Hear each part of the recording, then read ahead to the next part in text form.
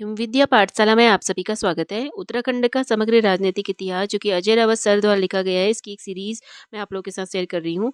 अगर आप लोग उत्तराखंड कॉम्पिटिटिव एग्जाम की तैयारी कर रहे हैं तो ये सीरीज़ आप लोग के लिए बहुत ज़्यादा हेल्पफुल और इंपॉर्टेंट होने वाली है। अगर आप लोगों ने चैनल को अभी तक सब्सक्राइब नहीं किया है तो आप लोग चैनल को सब्सक्राइब कर लीजिए और बेल आइकन भी प्रेस कर दीजिए, ताकि इस बुक से रिलेटेड जितनी भी इंपॉर्टेंट टॉपिक्स मैं आप लोग के साथ शेयर करूँ उसका नोटिफिकेशन आप लोगों तक टाइम से पहुँच जाए। अभी तक इस बुक से रिलेटेड 73 पार्ट्स में वीडियोज़ अपलोड हो चुकी है। अगर आप लोगों ने वीडियोज़ नहीं देखी है तो आप लोग हिम विद्या पाठशाला में विजिट करके वहाँ पे आप लोगों को एक प्लेलिस्ट मिलेगी जिसका नाम है उत्तराखंड का समग्र राजनीतिक इतिहास। तो वहाँ पर से आप सभी अभी तक के कंप्लीट हुए सभी इंपॉर्टेंट टॉपिक्स को वहाँ से कवर कर सकते हैं इस बुक के अकॉर्डिंग। और अभी तक इस बुक के अकॉर्डिंग हम लोगों ने 4 सबसे इंपॉर्टेंट टॉपिक कंप्लीट कर लिए हैं।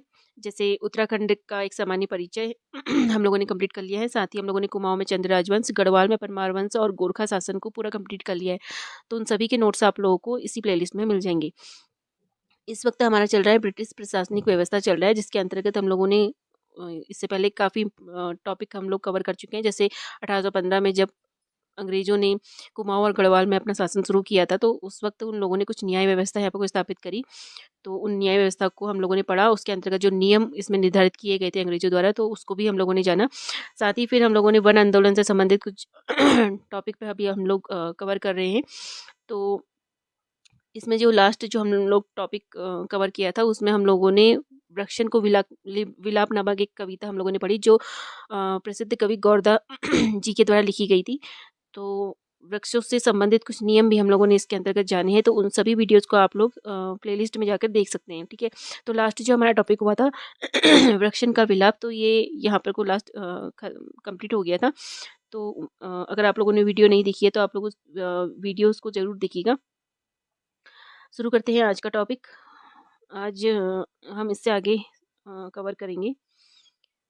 तो वीडियो को शुरू करने से पहले मैं आप लोगों से एक रिक्वेस्ट करना चाहती हूँ कि आप लोग कॉपी पेन लेकर बैठिएगा, ताकि जितने भी इंपॉर्टेंट पॉइंट्स इसके अंतर्गत आए हैं उनको आप लोग अंडरलाइन कर सकें और अपनी कॉपी में नोट डाउन कर सकें।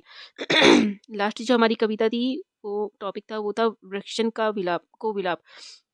तो आप इस कविता को जरूर पढ़िएगा।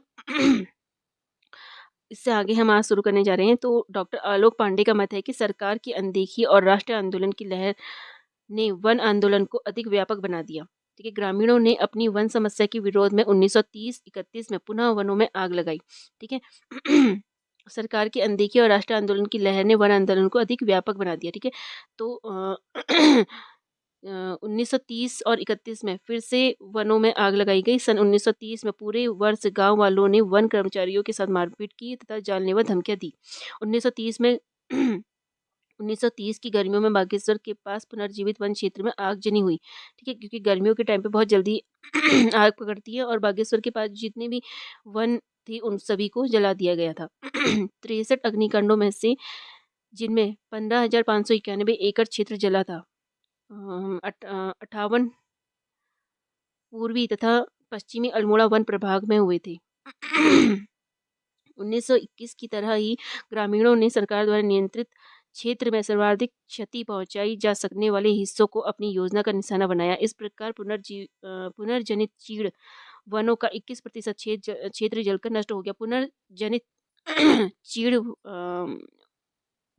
से तात्पर्य है कि जहाँ पर को चीड़ से क्या कर रहे थे, लीसा वगैरह निकाल रहे थे, और फिर उनकी कटाई भी कर रहे थे, मतलब चीड़ की पेड़ों का कटान भी चल रहा था। तो उसके बदले वहाँ पर को नए वृक्ष वहाँ पर को बोए जा रहे थे उसी स्थान पर। तो जितने भी पुनर्जनित चीड़ के वन थे उन सभी को जलाकर नष्ट कर दिया गया था। क्यों? क्योंकि ज़्यादातर बढ़ावा चीड़ के पेड़ों को दिया जाता है और उनसे लीसा निकालकर उनका व्यापार किया जा रहा था अंग्रेजों द्वारा। ठीक है, तो जिससे जो स्थानीय जनता थी वो बहुत परेशान थी, क्योंकि उनको क्या चाहिए था, गाय भैंसों के लिए चारा जिनसे उपलब्ध होता है उन पेड़ों की ज़रूरत उनको थी, और उन पे स्थानीय लोगों के लिए वो सब प्रतिबंध कर दिया था। उन जंगलों में जाना, गायों के लिए, पशुओं के लिए चारा निकालना, ईंधन इकट्ठा करना, ये सब उनके लिए बंद कर दिया गया था। इसीलिए वो क्या कर रहे थे, आंदोलन कर रहे थे। तो इस प्रकार पुनर्जनित चीड़ वनों को 21% क्षेत्र का 21% क्षेत्र जलाकर नष्ट कर दिया। आरक्षित क्षेत्रों में 157 मरतबा आग लगी थी। 1921 के वन आंदोलन के बाद भी ग्रामीणों की वन समस्या अभी भी जस की तस थी।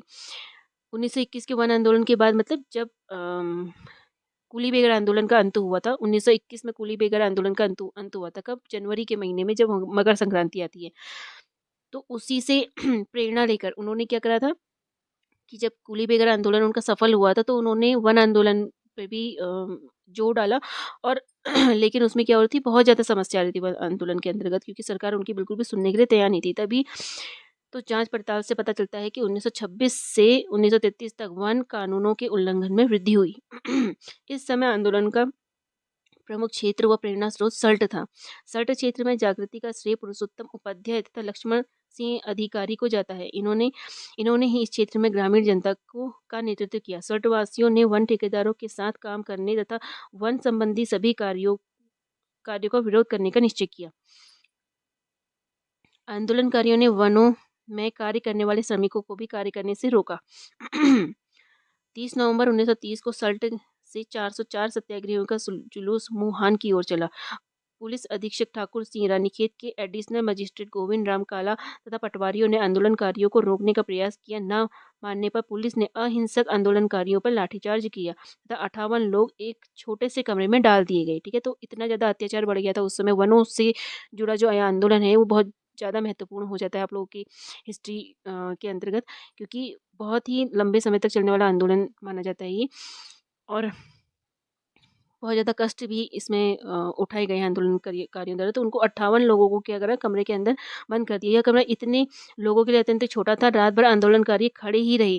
दूसरे दिन उन्हें जेल में डाल दिया गया। गांधी इरविन समझौते के बाद इन्हें छोड़ दिया गया। गांधी इरविन समझौता क्या था कि ये जब वायसराय थे इरविन, तो उनके संग गांधी जी की मीटिंग हुई। और उस समझौते में क्या हुआ था कि गांधी जी ने अपना जो सविनय अवज्ञा आंदोलन था उसको समाप्त किया था, मतलब इस समझौते के अंतर्गत। ठीक है, तो कुछ समझौते इसमें तय हुए थे, तो इसको हम बाद में पढ़ेंगे, लेकिन फिलहाल समझने के लिए इतना काफ़ी है। तो कब छोड़ा गया? जब गांधी इरविन समझौता हो गया था, तो उसके बाद इन इन लोगों को छोड़ा गया था। सल्ट के अतिरिक्त अनेक स्थानों पर सविनय अवज्ञा ने वन आंदोलन का रूप धारण कर लिया। कालीसोर, गंगोलीहाट, बागेश्वर, कोटा, भाबर, पाटकोट, नैनीताल आदि स्थानों पर भी वन आंदोलन तीव्र रूप से चला। काली कुमाऊं में आंदोलन का नेतृत्व हर्षदेव ओली, दुर्गादत्त ओली, बिस्राम खसपाल, रघुबर दत्त, कृष्णचंद उप्रेती, चिंतामणि शर्मा, जमन सिंह वाल्दिया, सुरेशानंद, लक्ष्मण सिंह महल आदि ने किया। शक्ति ने हर्षवर्धन ओली को काली कुमाऊं का मुसोलिनी की संज्ञा देकर इस आंदोलन में उनके नेतृत्व की सराहना की। मुसोलिनी का अर्थ क्या है यहाँ पे को? मुसोलिनी से तात्पर्य है कि जैसे कोई तानाशाही तरीके से अपनी बात पूरी तरह से मनवा लेने वाला जो व्यक्ति होता है उसको मुसोलिनी की संज्ञा दी जाती है। यानी कि हर्षदेव ओली ऐसे, उनका व्यक्तित्व ऐसा था कि वो एक तो यहाँ पे कहाँ पे सल्ट में वो क्या कर रहे थे नेतृत्व कर रहे थे वन आंदोलन का, तो उनको मुसोलिनी की संज्ञा दी है कि वो बहुत कड़े और कट्टर तरीके से इस आंदोलन का नेतृत्व कर रहे थे, इसीलिए उनको मुसोलिनी की संज्ञा दी है। तो देकर आंदोलन में उनके नेतृत्व की सराहना की। सोर, गंगोलीहाट तथा बागेश्वर में पूर्णानंद, लक्ष्मण सिंह, प्रेम सिंह गढ़िया आदि ने जनता का को संगठित किया। गढ़वाल में डोंडियाल में फोन के तार काटे गए और दुगड्डा में प्रदर्शन हुआ। कोटाबाग, पाटकोट के क्षेत्र में भी जंगल सत्याग्रह हुए और गिरफ्तारियां दी गई। अनेक स्थानों पर जंगलों की नीलामी का विरोध हुआ और सैकड़ों ग्रामीणों ने जो जाड़ों में तराई भाबर के जंगल में काम करने जाते थे, इस बार काम करने से इनकार कर दिया। कोटाबाग, पाटकोट में यह कार्य कमलापति जोशी, भवानी दत्त, जीवानंद, मोतीराम बदाड़ी, रामगिरी गोस्वामी, शंकर त्रिपाठी आदि ने किया। ठीक है, ये सब आंदोलनकारी हैं जो उस समय आंदोलन कर रहे थे। वन आंदोलन से संबंधित है। करबंदी के अंतर्गत काश्तकारों ने मालगुजारी देने से इनकार कर दिया था। इस प्रकार जंगल और जमीन के मुद्दों को लेकर यह आंदोलन गांवों में सघन रूप से फैला। सन 1931 में भीषण गर्मी पड़ी जो आग फैलाने में मददगार थी। साथ ही थोड़ी सी कोशिशों से बड़े परिणाम निकल सकते थे और यह विरोध प्रकट करने का आसान तरीका भी था। यह किसी खास स्थान पर केंद्रित नहीं था। इस वर्ष 89 अग्निकांडों में, जिनमें से 38,512 एकड़ क्षेत्र जला, इसमें 34 नैनीताल, 49 अल्मोड़ा और 6 गढ़वाल में थे। 1930-31 में वनों में जो आग लगाने की घटनाएं हुई उन्हें सरकार ने आगजनी तथा दुर्भावनापूर्ण अग्निकांडों की संज्ञा दी। सन 1938 में पुराने आरक्षित एवं श्रेणी 2 के वनों में ग्रामीणों को छूट तथा उनमें अधिकारों का मुद्दा फिर उठा। सरकार ने इस संबंध में पुनर्विचार का पुनर्विचार का आदेश दिया। इस कार्य के लिए ग्रीवेंस कमेटी को 3 जिला समितियों में बांटा गया, अल्मोड़ा, नैनीताल और गढ़वाल। ग्रीवेंस जो कमेटी थी वो किस लिए बनाई गई थी? वन आंदोलन से संबंधित कुछ नियम इसके अंतर्गत बनाए गए थे, जैसे श्रेणी 1 और श्रेणी 2 से में कुछ नियम दिए गए थे। तो उसमें कुछ शर्तें रखी गई थी जो स्थानीय जनता को माननी थी।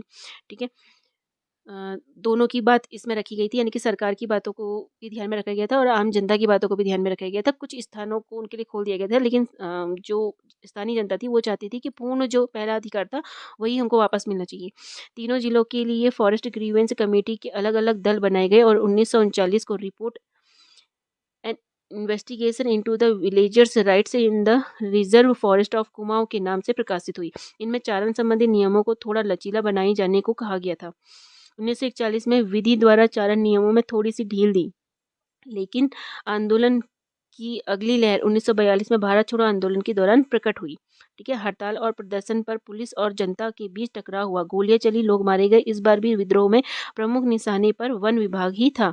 सोमेश्वर घाटी टोटा सीलिंग में सीले के एक गोदाम में आग लगा दी गई। नैनीताल में फोन के तार काट दिए गए। हरिद्वार से रामनगर तक लकड़ी की गोदामों में आग लगाने का कार्यक्रम बनाया गया, वह सफल नहीं हो पाया। लेकिन मंगोली का वन विश्राम गृह, मंगोली कहाँ पर को है? ये नैनीताल के क्षेत्र में पड़ता है। ठीक है, तो मंगोली का वन विश्राम गृह तथा रामनगर का डाक बंगला जला दिया गया। डीएफओ नैनीताल के दफ्तर में आग लगाई गई। गढ़वाल में सियासैन का डाक बंगला तथा चमोली का पोस्ट ऑफिस भी जला दिया गया। यानी कि इतना भयावह रूप ले लिया था इस आंदोलन ने। इस बार ग्रामीण जनता के कष्ट और राष्ट्रवादी स्वतंत्रता की जबरदस्त लहर का समायोजन हो चुका था और इस बार वनों के अलावा आंदोलनकारियों द्वारा और भी तरीके अपनाए गए, जिसमें सरकारी संपत्ति को भी नुकसान हुआ। कुमाऊं कमिश्नरी में जनता का स्वतंत्रता आंदोलन से जुड़ने का सबसे बड़ा कारण वन कष्ट ही था। अगर जनता को वन समस्याओं से नहीं जूझना पड़ता तो यहाँ स्वतंत्रता आंदोलन का असर कम होता, वनों में आगजनी नहीं होती और ब्रिटिश सरकार को इस तरह विरोध का सामना नहीं करना पड़ता। ठीक है, तो वन आंदोलन के जरिए ही वो क्या कर सके थे? स्वतंत्रता आंदोलन को भी बढ़ावा मिला था।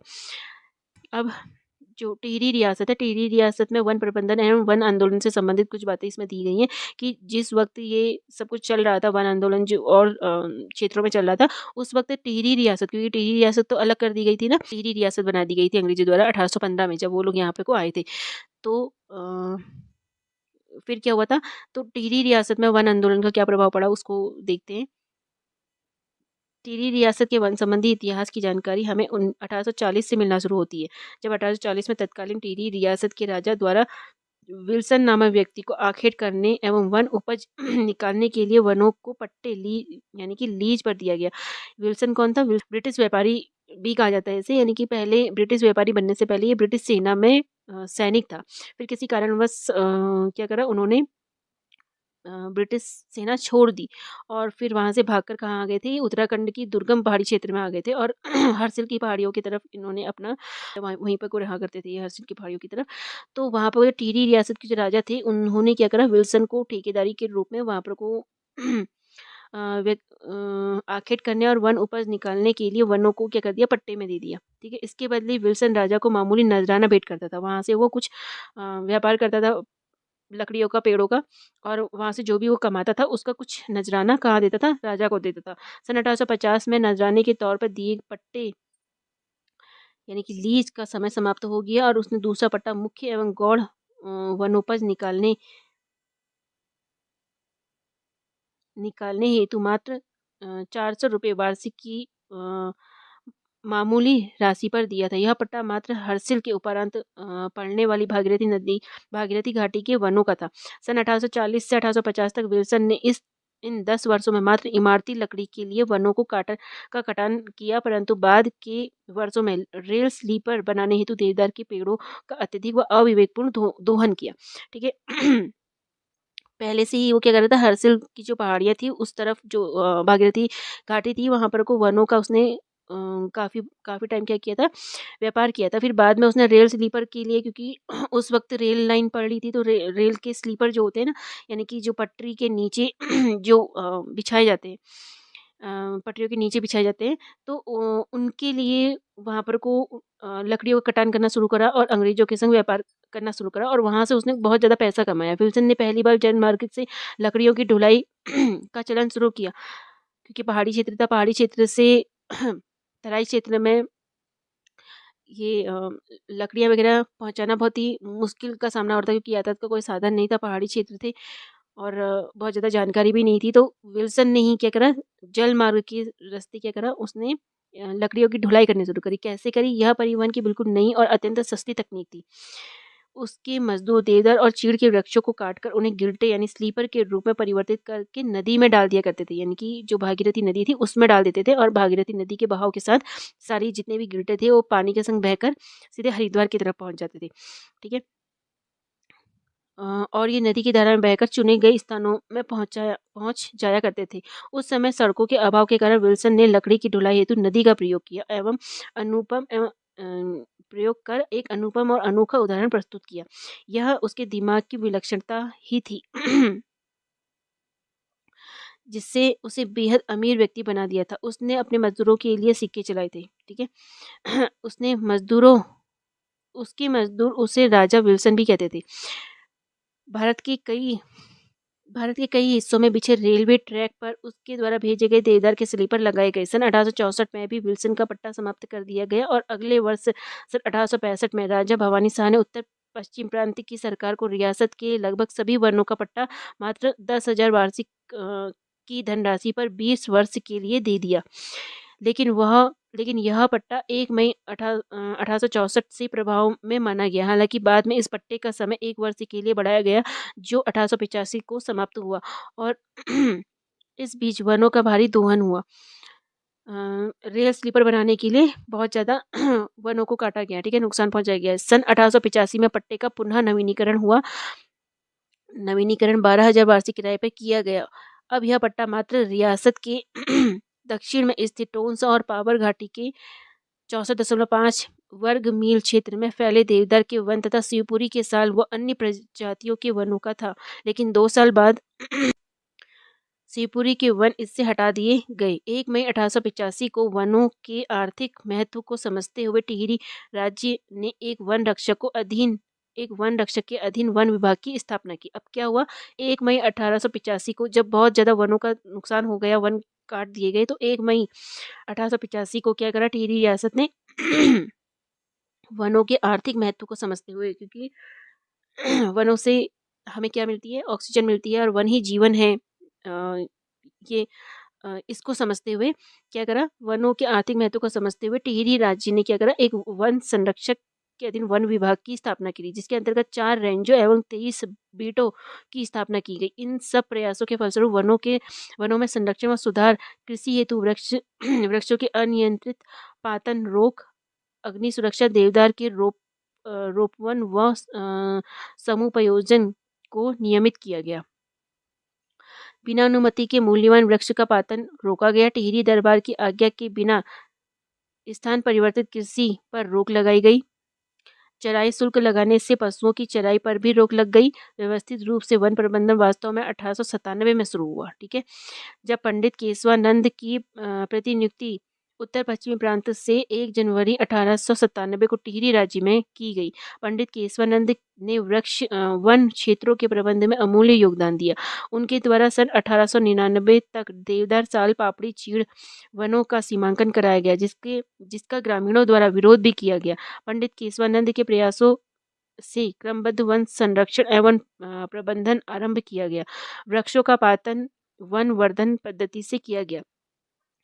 वन वर्धन पद्धति क्या होती है, वनों का रोपण, उनकी देखभाल और उनके विकास के लिए जो कार्य किए जाते हैं उनको वन वर्धन कहा जाता है, यानी कि जंगलों को उगाने और उनकी सही देखभाल।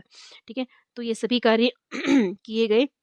देवदार व चीड़ के प्रबंधन हेतु प्रवण पद्धति अपनाई गई। पंडित केशवानंद के कार्यकाल की समाप्ति पर पंडित सदानंद ने 5 नवंबर 1904 को कार्यकाल ग्रहण किया। पंडित केशवानंद के योजना में ग्रामीणों पर विभिन्न प्रतिबंध लगाए गए थे। टिहरी की ग्रामीण जनता वन नियमों और प्रतिबंधों को कड़ा विरोध कर रही थी।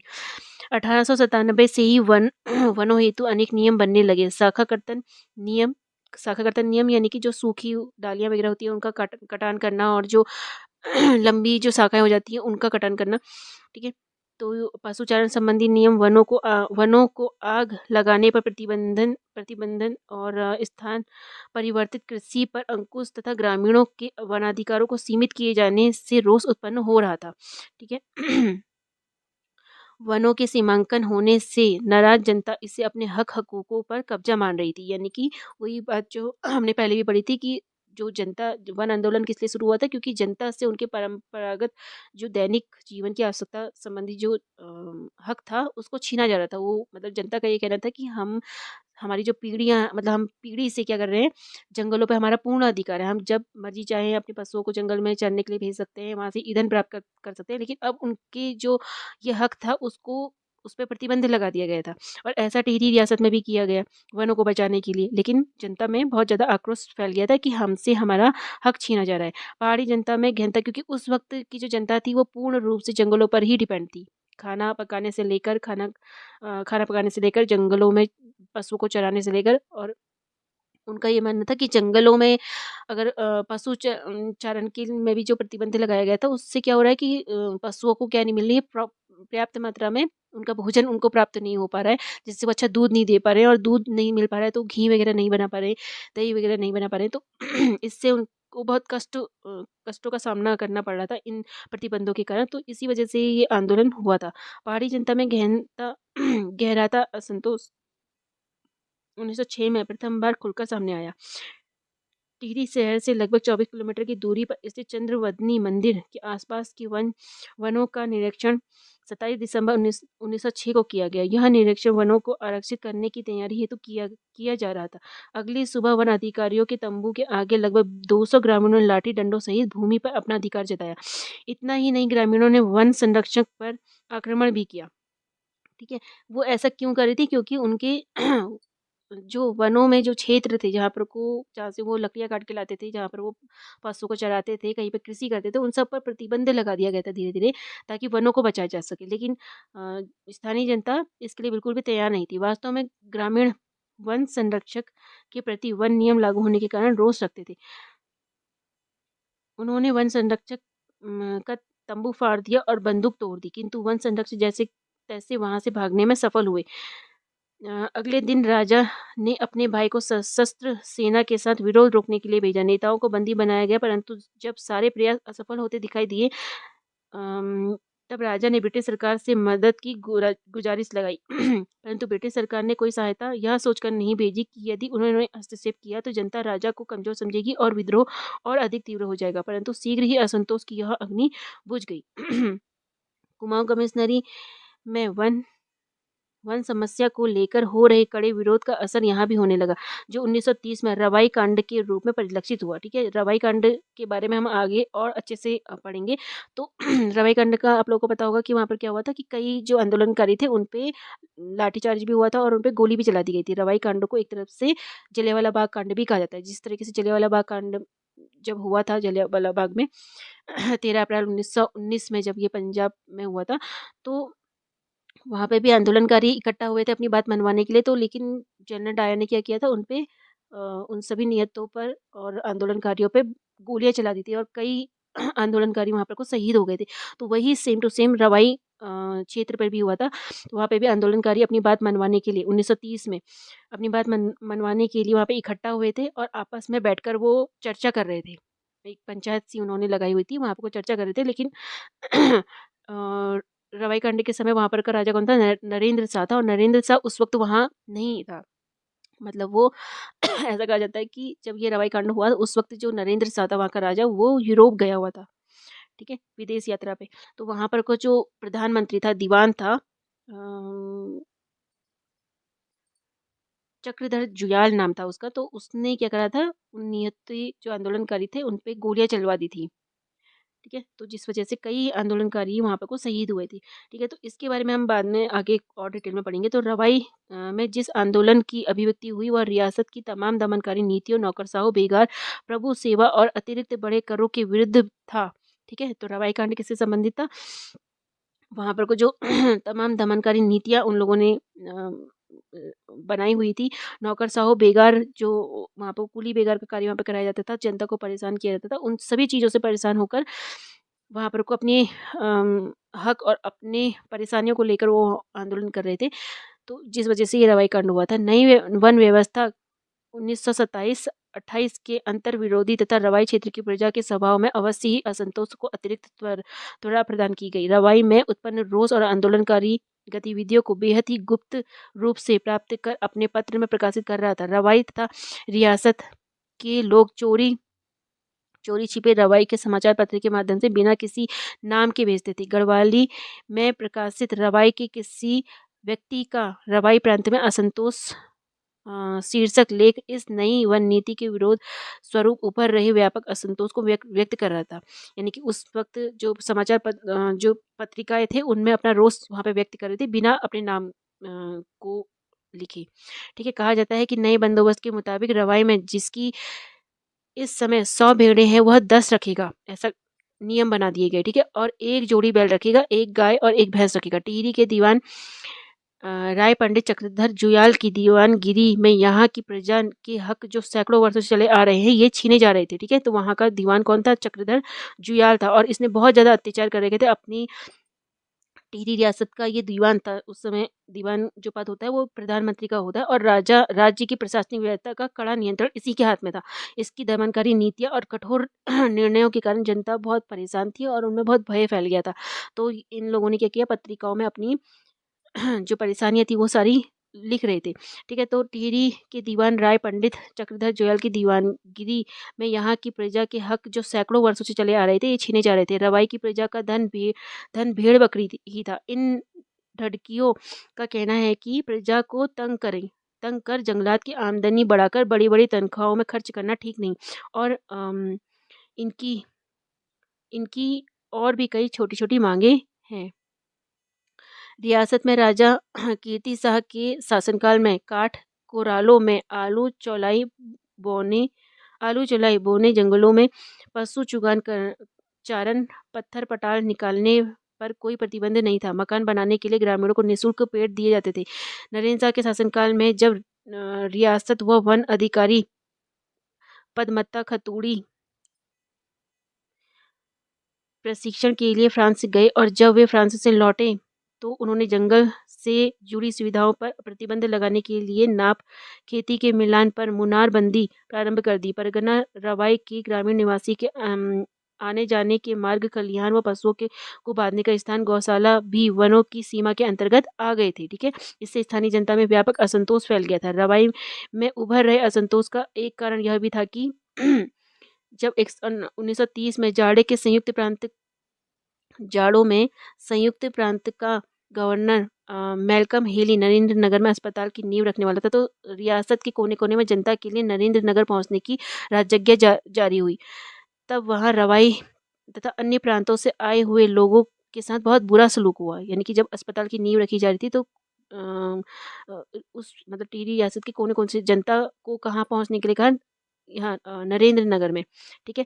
तो तब वहाँ रवाई में अन्य प्रांतों से आए हुए लोगों के साथ बहुत बुरा सलूक हुआ। गढ़वाली ये लिखता है कि उन दिनों वर्षा और ठंड से उनको बचाने का कोई प्रबंध नहीं किया गया था। उस ठंड के कारण कुछ आदमी नरेंद्र नगर में ही मर गए, कुछ रास्ते में ही मर गए, और कुछ अपने घर पहुंचकर मरी। प्रजा के लोग खाने की बात पूछना तो प्रजा के लोगों से खाने की बात पूछना तो दूर, और पूछना तो एक और रहा, और उनको कड़ी शीत और पानी से बचाने का प्रबंध भी वहाँ पर को नहीं किया गया था। दमन की पराकाष्ठा तब हुई जब ब्रिटिश शासकों के मनोरंजनार्थ रवाई आदि प्रांतों की जनता को निर्वस्त्र होकर तालाब में कूदने की आज्ञा दी गई। यानी कि ब्रिटिश शासकों ने इतनी ज़्यादा अपनी क्रूरता वहाँ पर को दिखाई कि उतने ठंड में वहाँ पर को अपने मनोरंजन के लिए रवाई के जो लोग आए थे रवाई से, वहाँ पर को जनता को अपने मनोरंजन के लिए उनसे ये कहा कि तुम क्या करो, अपने कपड़े उतारो और तालाब में कूद लगाओ, ठीक है। तो ऐसा करने पर स्त्री, पुरुष, बच्चे, वृद्ध सभी निर्वस्त्र होकर तालाब में कूद पड़े, परंतु सभी के हृदय राजा के प्रति घृणा से भर गए। ठीक है, तो धीरे-धीरे असंतोष बढ़ता गया, जनता संगठित होने लगी और उनसे आंदोलन आंदोलन की राह पकड़ी। इस आंदोलन का नेतृत्व साधारण किसान कर रहे थे। संचालन हेतु एक समिति का गठन किया गया, जिसके अध्यक्ष कसेरू गांव के दयाराम बनाए गए। समिति की बैठक प्रति माह लाखा मंडल में होती थी। रवाई प्रांत की जनता ने समिति के नेतृत्व में आजाद पंचायत की स्थापना भी की। आंदोलन तीव्र होता जा रहा था। 1930 में आजाद पंचायत के साथ एक समानांतर सरकार की स्थापना की गई। नेपाल के महाराजा और उनके महामंत्री की तर्ज पर हीरा सिंह को 5 सरकार और बैजराम को 3 सरकार की उपाधि दी गई। आंदोलन की मुख्य मांग वनों के अधिकारों की वापसी थी। आंदोलन को तोड़ने हेतु चक्रधर ने रणजीत सिंह को रवाई का थोकदार बनाया। इस बीच डीएफओ पदम दत्त रतूड़ी तथा आंदोलनकारियों के बीच बातचीत हुई, जो असफल रही। रतूड़ी के साथ कुछ हाथापाई भी हुई।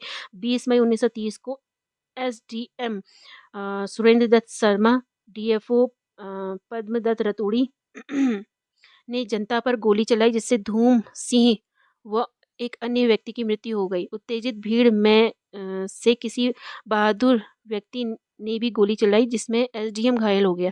उत्तेजित भीड़ द्वारा जंगल के एक भाग में आग भी लगाई गई। आंदोलन का दमन करने के लिए शुरू में सैनिकों के 2 दल तैयार किए गए। पहला दल उमा दत्त डंगवाल डिप्टी कलेक्टर के साथ जौनपुर तथा दूसरा भोला दत्त पंत डिप्टी कलेक्टर के साथ रवाई में जनता को दबाने के लिए भेजा गया। डॉक्टर आलोक पांडे के अनुसार 30 मई 1930 को रवाई के लोग तिलारी नामक स्थान पर एकत्रित होकर सभा कर रहे थे। तिलारी वही वाले मतलब रवाई जो क्षेत्र है उसको तिलारी कांड भी कहा जाता है। ठीक है, तो तिलारी नामक स्थान पर एकत्रित होकर सभा कर रहे थे। तब चक्रधर जोयाल 150 सैनिकों के साथ वहां पहुंचे और 2 सैनिक दल पहले से ही वहां पहुंच चुके थे। राज्य की सेना ने उन्हें 3 ओर से घेर लिया था, उन आंदोलनकारियों को। ठीक है, और चौथी ओर यमुना की तेज धारा बह रही थी। ठीक है, 3 ओर से घेर लिया था और जो चौथी साइड थी वहां से यमुना नदी बह रही थी। दीवान चक्रधर जोयाल की आज्ञा से इन पर गोली चला दी गई और लोग बुरी तरह से डर गए। कुछ जान बचाने के लिए पेड़ पे चढ़ गए, तो कुछ लोगों ने क्या करा, यमुना में कूद लगा दी और यमुना के तेज बहाव में बह गए। जो लोग पेड़ में चढ़े उन्हें आताई सेना की गोलियों ने मार गिराया। इस हत्याकांड में कई लोग शहीद हुए तथा कई लोग गिरफ्तार किए गए। दीवान चक्रधर जोयाल के आदेश पर सैकड़ों निर्दोष ग्रामीणों को गांव से गिरफ्तार कर लिया गया और उन्हें सेना के कैंप में लाकर रात्रि में तलवारों से उनकी निर्मम हत्या कर दी गई तथा उनके शव यमुना में बहा दिए गए। दूसरे दिन करीब 1000 लोगों को गिरफ्तार करके टिहरी जेल में ठूस दिया गया। बाद में 100 लोगों पर मुकदमा चलाया गया। 15 लोगों की जेल में हत्या कर दी गई और शेष 85 लोगों को 20 साल की सजा तथा हजारों रुपए जुर्माना किया गया तथा उक्त किसानों की जमीन कुर्क कर ली गई। कुर्क यानी कि उनसे किसानों से उनकी जमीन छीन ली गई। इस हत्याकांड में सूचना विभाग उत्तर प्रदेश का मत है कि 200 लोग मारे गए थे। इस हत्याकांड में सुरेंद्र चंदोला के अनुसार मृतक की संख्या 30 थी तथा 1250 व्यक्ति गिरफ्तार किए गए थे। रियासत की रिपोर्ट के अनुसार 4 व्यक्ति मारे गए, 2 घायल हुए और 194 गिरफ्तार किए गए। इस हत्याकांड को टिहरी का जलियांवाला बाग कांड भी कहा जाता है। ठीक है, तो इतना निर्मम हत्याकांड वहां पर को हुआ था। एक नरसंहार यहाँ पर को कह सकते हैं अंग्रेजों द्वारा। और टिहरी रियासत में जो वहाँ का दीवान था उस समय का चक्रधर जुयाल, तो उसके द्वारा ये कृत्य किया गया था, जिसे क्या कहा जाता है, जलियांवाला कांड भी कहा जाता है। यह रक्त रंजित घटना टिहरी रियासत की दमन और जन प्रतिरोध की सबसे बड़ी घटना थी।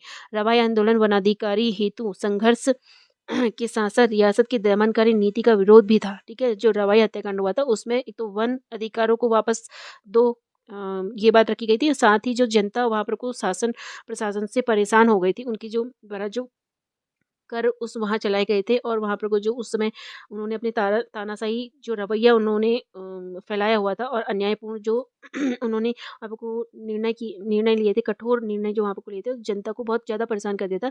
जिस वजह से उनका ये अनुरोध था कि क्या करें, एक अच्छा प्रशासन यहाँ पर को स्थापित किया जाए। लेकिन हाँ, इसके बदले क्या हुआ कि बहुत ही बड़ा नरसंहार वहाँ पर को कर दिया गया था। नई व्यवस्था ने उस वक्त जो राजा था वहाँ पर को नरेंद्र शाह था, ठीक है। रवाई कांड या फिर तिलाड़ी कांड के समय वहाँ पर का राजा कौन था, टिहरी रियासत में नरेंद्र शाह था, जो उस वक्त अपनी विदेश यात्रा पे गया हुआ था यूरोप, और अब राजा की अनुपस्थिति में ही उसने ये काम किया। किसने? चक्रधर जुयाल ने। नई वन व्यवस्था ने रवाई की जनता में व्याप्त असंतोष को बढ़ावा दिया था। 1927-28 में जब रवाई के किसानों ने रियासत के वन विभाग से अनुरोध किया कि उनके जानवरों को चराने के अधिकार उन्हें नई वन नीति के अंतर्गत मिलने चाहिए, तो वन विभाग ने उनसे कहा कि अपने जानवरों को पहाड़ों से लुढ़का दो, ठीक है। इसी कारण जनता में आक्रोश से रवाई क्षेत्र की आजाद पंचायत अत्यधिक लोकप्रिय हो गई। जौनपुर तथा रवाई क्षेत्र में लोग तिलारी के चंदा दरोजी नामक स्थान पर आजाद पंचायत की बराबर सभाएं करते थे। राजा को जब इसकी सूचना मिली, तो उन्होंने रियासत के भूतपूर्व दीवान पंडित हरिकृष्ण रतूड़ी को समस्या का समाधान करने हेतु रियासत के प्रतिनिधि के रूप में आंदोलनकारियों के पास भेजा था। ने नीति में सुधार करने की मांग प्रेषित की, और रतूड़ी ने उन्हें आश्वासन भी दिया, किंतु वन विभाग और दीवान चक्रधर जुयाल नहीं चाहते थे कि समझौता हो, ठीक है। इसी बीच डीएफओ पदम दत्त रतूड़ी ने आंदोलनकारियों दयाराम दयाराम रुद्र सिंह, राम प्रसाद और जमन सिंह पर मुकदमा किया। एसडीएम सुरेंद्र दत्त शर्मा तथा डीएफओ पद्म दत्त रतूड़ी ने उन्हें गिरफ्तार कर 26 मई 1930 को राजगढ़ी से जब टिहरी की ओर ले जाने लगे, तो जनता ने उनका घेराव कर अपने नेताओं को छुड़ाने का प्रयास किया। इस संकुल द्वंद्व में डीएफओ ने जनता पर गोलियां चला दी और 3 लोग शहीद हो गए। कुछ लोग बुरी तरह से घायल हो गए। गोलीकांड से जनता अत्यधिक उत्तेजित हो गई और उसने एसडीएम को घायल कर दिया, किंतु डीएफओ जो दीवान चक्रधर जुयाल का कृपा पात्र था, पुलिस वालों के साथ घटना स्थल से सुरक्षित निकल गया। जब घटना का समाचार दीवान चक्रधर जुयाल को मिला, तो उसने प्रतिशोध की भावना से प्रेरित होकर यूनाइटेड प्रोविंसेस की सरकार से तथाकथित विरोधियों पर गोली चलाने की विशेष अनुमति प्राप्त कर ली। दुर्भाग्यवश उस समय टिहरी रियासत के जो राजा थे नरेंद्र शाह यूरोप दौरे पे थे, ठीक है। अगर राजा वहाँ पे होते तो शायद ये घटना नहीं होती, तो वरना यह हत्याकांड नहीं होता। इस क्रूर घटना के बाद रवाई के लोगों ने वायसराय को दीवान चक्रधर जुयाल तथा वन विभाग अधिकारी पद्मदत्त रतूड़ी के खिलाफ कार्यवाही करने हेतु आवेदन पत्र दिया। साथ ही विधवाओं और बच्चों को कुछ वित्तीय सहायता प्रदान करने की बात कही, परंतु सरकार ने जब उनकी कोई बात नहीं सुनी, तो ग्रामीणों को बड़ा धक्का लगा। इस घटना के बाद दुखद गीत आज तक टिहरी में गाए जाते हैं, और वो क्या गीत है?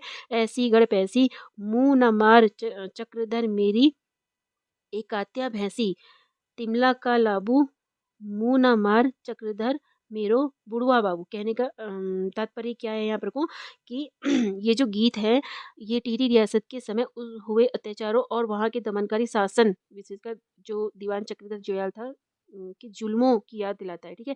तो इसमें क्या कहा जा रहा है कि चक्रधर से ये गुहार लगाई जा रही है कि हे चक्रधर मेरी इकलौती भैंस, एकात्या यानी कि मेरी इकलौती भैंस, एक कात्या भैंस यानी कि हे चक्रधर मेरी इकलौती जो भैंस है उसको मत मारो, नुकसान मत पहुंचाओ। आगे क्या कह रहे हैं कि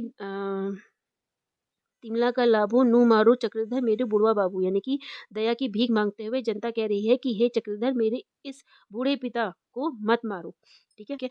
आगे बढ़ते हैं। कांग्रेस के राष्ट्रव्यापी लहर टिहरी रियासत में भी अपने पांव पसार चुकी थी, ठीक है। कांग्रेस की राष्ट्रव्यापी लहर टिहरी रियासत में भी अपने पांव पसार चुकी थी। टिहरी के युवा कांग्रेस से जुड़ने लगे थे, और 23 जनवरी 1939 को देहरादून में टिहरी राज्य प्रजामंडल की स्थापना हुई।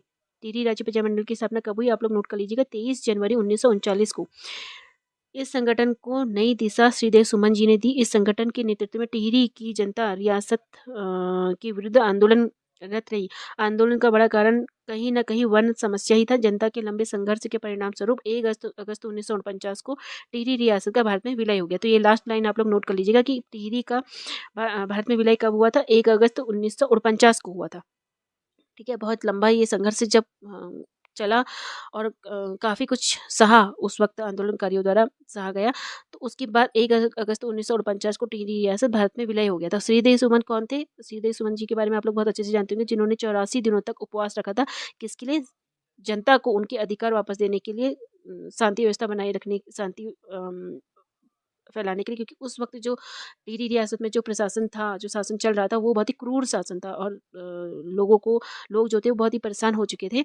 और जो उनके जो टिहरी रियासत में जो उनके द्वारा कठोर नियम और दमनकारी नीतियाँ जो चल रही थी, उससे जनता को मुक्त कराने के लिए श्रीदेव सुमन जी ने काफ़ी संघर्ष किया था और 84 दिनों तक वो उपवास में रहे थे। उपवास में रहने के साथ-साथ उनके संग बहुत ज़्यादा अत्याचार भी किए गए थे जेल में। उनको काफ़ी मारा-पीटा गया था, जिस वजह से 84 दिनों के बाद 25 जुलाई 1944 को वो शहीद हो गए थे जेल में ही, ठीक है।